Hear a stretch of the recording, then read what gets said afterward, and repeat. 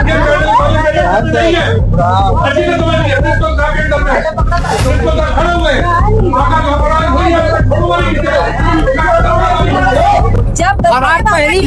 गोरा बाजार में है तो वही तो एडमिट होगी ना।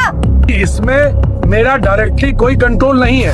मेडिको लीगल की व्यवस्था पूरी की पूरी सीएमओ ऑफिस द्वारा ही तैयारी की जाती है। ये सीएमओ साहब का हस्ताक्षर भी है और ये एक पूरा ड्यूटी रोस्टर मार्च का है।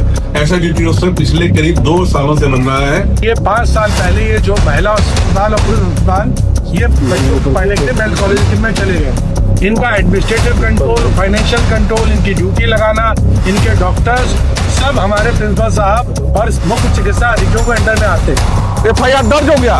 दर्ज होने के बाद जब बच्ची को यहाँ पे मेडिकल के लिए लाए, फिर यहाँ से बोला गया कि आप ट्रामा सेंटर ले जाए मेडिकल के लिए। मेडिकल में ट्रामा सेंटर जाते हैं तो वहाँ पे परिजनों को बोला जाता है कि डॉक्टर जो छुट्टी पे है, आज नहीं कल होगा मेडिकल।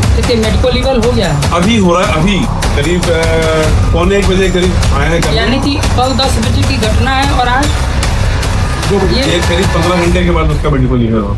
नमस्कार दोस्तों, जब एक 6 साल की बच्ची के साथ दरिंदगी होती है तो सवाल सिर्फ अपराध का नहीं होता, सवाल होता है सिस्टम का, सवाल होता है इंसानियत का। और जब वही सिस्टम, अधिकारी, कर्मचारी ये मेरा काम नहीं ये उसका काम यह कहकर जिम्मेदारी से भागते हैं, तो समझ लीजिए व्यवस्था मानसिक रूप से चरमरा चुकी। बॉलीवुड के सिनेमा में दिखाई जाने वाली वह स्क्रिप्ट याद आ जाती है जब थाना अध्यक्ष कहता है कि यह मेरी सीमा में हत्या नहीं हुई है, ये हत्या तेरी सीमा में। अब बात कि क्या मेडिकल कॉलेज की चमचमाती बिल्डिंग, मेडिकल कॉलेज के बदलते स्वरूप, मेडिकल कॉलेज की विराट व्यवस्था को कोई बदनाम करना चाहता है? क्या गाजीपुर जनपद की बढ़ती हुई स्वास्थ्य सुविधा कुछ लोगों को रास नहीं आ रही है? दोस्तों, गाजीपुर मेडिकल कॉलेज एक समय था जब यहाँ रेबीज का इंजेक्शन तक आसानी से 1 दिनों में नहीं मिलता, लेकिन 2017 में धर्मार्थ मंत्री रहे विजय मिश्रा ने 200 बेड के अस्पताल की नींव रखी। बाद में इसे मेडिकल कॉलेज में योगी आदित्यनाथ की सरकार ने बदल दिया। आज स्थिति यह है कि 5000-6000 OPD रोज, MRI, CT scan, dialysis, X-ray जैसी सुविधाएं, गंभीर ऑपरेशन, घुटने का प्रत्यारोपण तक इसी मेडिकल कॉलेज में संभव है। यह मेडिकल कॉलेज जिसकी तारीफ खुद प्रदेश के स्वास्थ्य मंत्री और डिप्टी CM विधानसभा में करते हैं, प्रदेश का सबसे शानदार मेडिकल कॉलेज का जिसे गुरूर है, पर यह तारीफ कुछ लोगों को पच नहीं रही।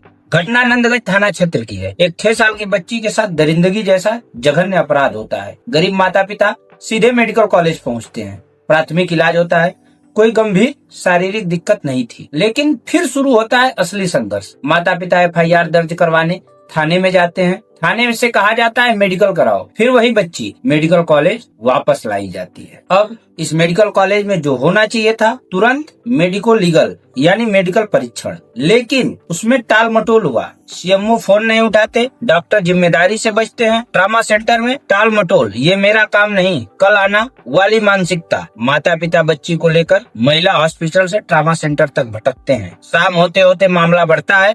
सामाजिक कार्यकर्ता, समाज सेवी लगातार CMO को कॉल करते हैं, फोन किए जाते हैं, CMO को संपर्क किया जाता है, लेकिन CMO फोन नहीं उठाते। मामला तूल पकड़ता है तो जनपद के जिला अधिकारी के हस्तक्षेप से देर रात 10 बजे महिला मेडिकल कॉलेज CMO पहुंचते हैं और जब आते हैं तो बयान देते हैं, ये मेरी नतनी जैसी है, ये मेरी अपनी बच्ची है। कार्यवाही की बात करते हैं, डॉक्टर स्टाफ को सस्पेंशन, सुप्रीम कोर्ट का कानून, ये सब बताते हैं। बच्ची मेरी है, मेरी बच्ची की तरह है वो, है ना, मेरी पोती की तरह है, मेरी नातिन की तरह है। जो भी नर्स, जो भी ड्यूटी डॉक्टर, जो भी महिला डॉक्टर ये मना करेगी कि मैं मेडिकल लीगल नहीं करूंगी, मैं इलाज नहीं करूंगी, उसके खिलाफ नौकरी में जो जगह नहीं है। अभी दूसरी चीज आपको बता दूं, सुप्रीम कोर्ट के ऑर्डर से, हाई कोर्ट के ऑर्डर से पोस्टमार्टम भी मेडिकल कॉलेज के डॉक्टर्स को करना है। लेकिन असली काम बच्ची का मेडिकल, जो इतनी चर्चा हो हल्ला के बाद भी नहीं हुआ। CMO साहब जो पंचायती राज मंत्री के चरण चुंबन करके वायरल हुए थे, वो देर रात अपने आवास लौट गए। सबसे बड़ा सवाल, इतना सब कुछ होने के बाद